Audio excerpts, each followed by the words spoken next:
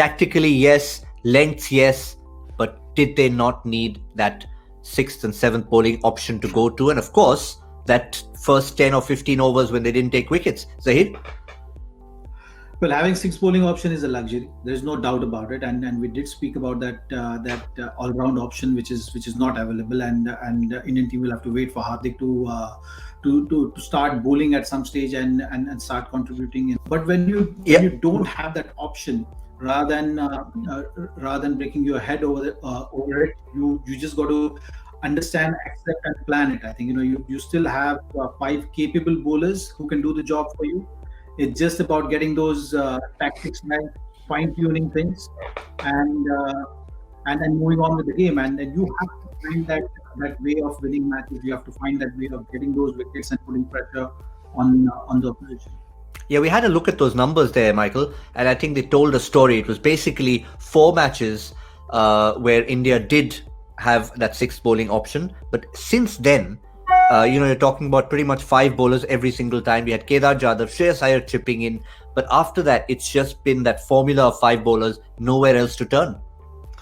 Yeah, I just don't think you can get away with it in this era of white ball cricket. I think you need 6 and 7 options, if not 8.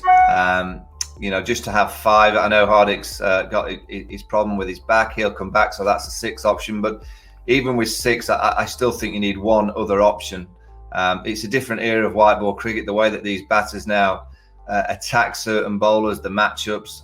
They pick on a bowler that they know that they can kind of knock out the attack, and then it really derails you as a captain. So I'm surprised by the makeup of the side. I'm surprised that India don't have more all-rounders. I'm surprised that some of that top 5 can't bowl a little bit more. You go back 10 years ago and India pretty much had a top 5 where all could contribute a little bit with the ball.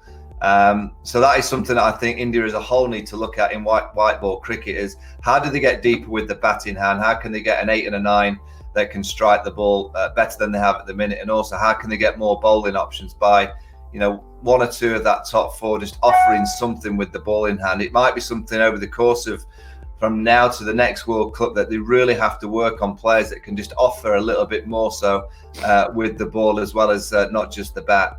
But that's not for now. It's obviously for in the future.